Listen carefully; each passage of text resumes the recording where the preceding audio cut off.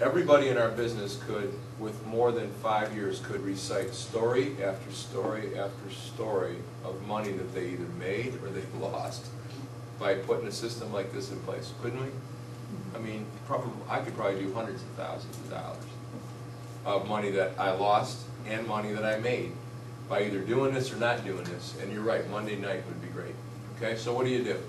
Call them about new houses on the market. We talked a little bit early on, and don't send them emails. Send yourself an email and then call them. Give yourself a reason to call them.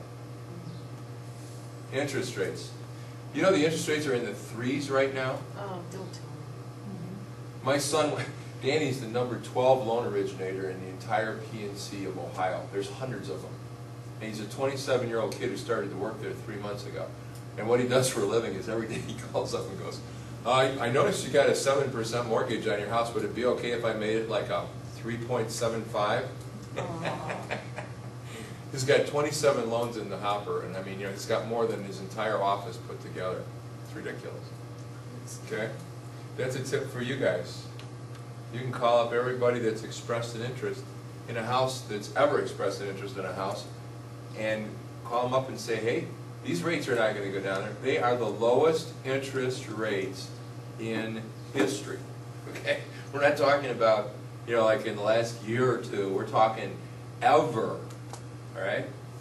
How can we market to like renters without, because isn't there rules like we can't say that, like we can't quote interest rates or something? Why not?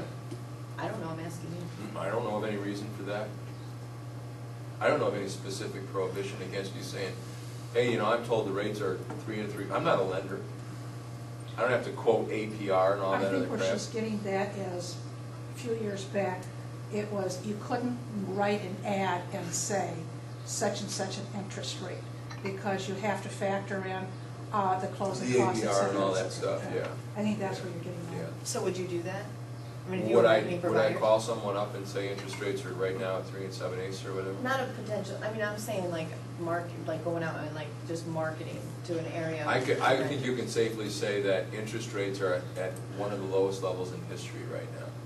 Okay? I temper whatever I say by saying one of or among or whatever to make sure that I don't have anybody pointing any fingers at me for any reason. Okay? So in other words, if they bump up another quarter of a point next week, Yeah, you're not in trouble. I don't have a problem. Okay? I mean, is that a good marketing thing right now with that? Would you do that? I had a friend of mine that used to go through apartment complexes. He farmed an apartment complex over off Shoreland, and it was a 100-unit apartment complex, Don Grenier. And he used to sell a house a month in there. He would send in 100 little postcards that says, now's the time, or whatever. The difference, or however you want to word that. You might want to let them know that you're there to buy a house, not that appliances are not important, but appliances will only last temporary. So if this is truly the house you like, let's pretend we take all of the appliances out of all of the houses. And then would you still like this house? Because I think when they start talking about appliances, I think we're setting ourselves up for the fact that they want the stove, the refrigerator, the washer, the dryer, the kid, the dog, the pictures on the wall. You know, you have to make sure you keep them focused on the value of the house. It's just, Don't you find with first-time homebuyers particularly, they have to have the appliances? absolutely. Well, you know, you bring up an important point, Roger, because a lot of times you're going to be looking at, if I was working with first-time home buyers and it became very obvious to me that the only thing that they had is their down payment, they didn't even have closing costs, and they didn't have anything else, I would only be showing those buyers pristine houses unless you had some really good skill sets for fixing it up and stuff. Because I see now buyers out there will pay $10,000, $12,000 more for a house that has new carpeting than one that doesn't, because they don't have the $3,000 to replace the carpet. It's like, you know, maybe that's too much money and maybe that's not fair or right, or they don't care. You know, if they don't have the money, they don't have the money. So Before I let something fall apart because the stove or the refrigerator doesn't stay, I think we're all aware of the fact that there are some great discount stores, used furniture stores, and I would just, as a housewarming gift, get them a $50 stove. I mean, now $50 sounds like a whole lot of money, but if you got a $1,500 commission on the table, I would just say if it had a stove, would you buy it? You know, if you switch to Key, you could get 33. There you go. There you go. Such a deal, huh? Well, we want to think it over, Dennis. I'm in a listing appointment meeting. I might say, well, you know, that's terrific, Josh. Just so I'm clear in my thinking, may I ask what it is you'd like to think over? Is it the price? Is it the terms? Is it our marketing programs? Don't be afraid to do this. Write this language down. Just so I'm clear in my thinking, may I ask what it is you'd like to think over?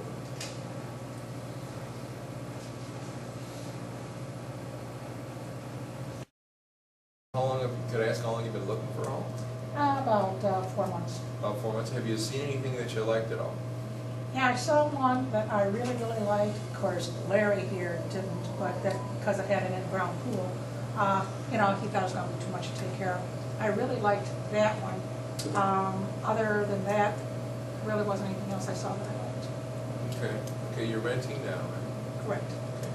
Okay. And are you on a month-to-month? Do you have a lease or? We are on month-to-month now. We had to fill out the first year commitment, and so we've been here a year and 2 months.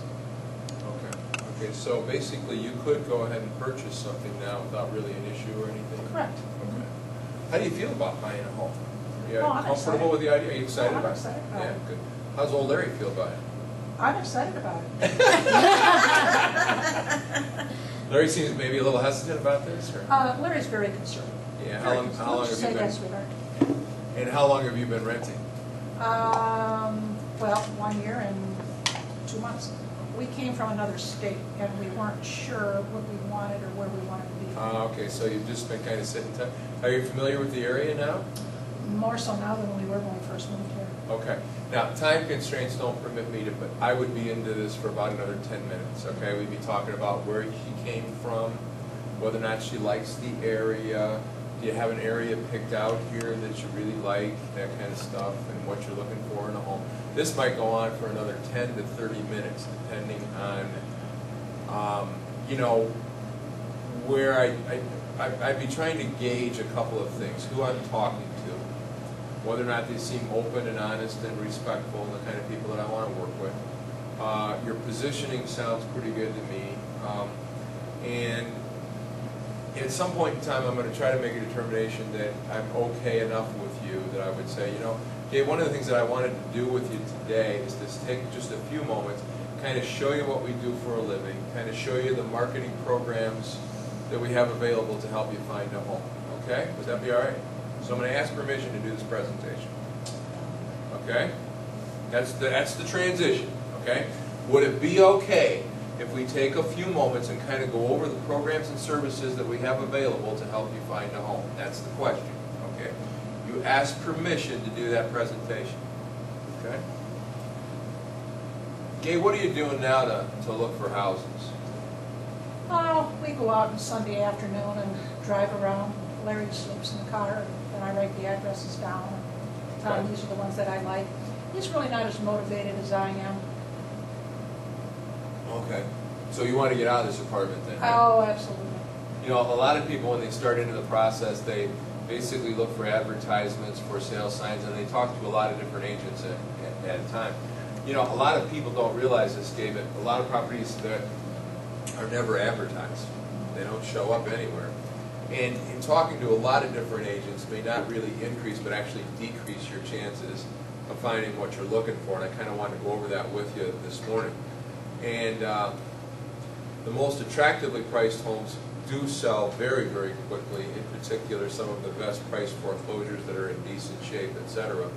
They never really hit the open market. They hit the MLS. The agents are smart enough to pick up on them quickly, and they move out of inventory in a matter of hours or days. Okay, so, and a lot of property on the market doesn't, they don't have for sale signs on them. So the public really doesn't understand that there's really a sub-market of the most attractively priced. The best houses out there are never going to be in the Blade.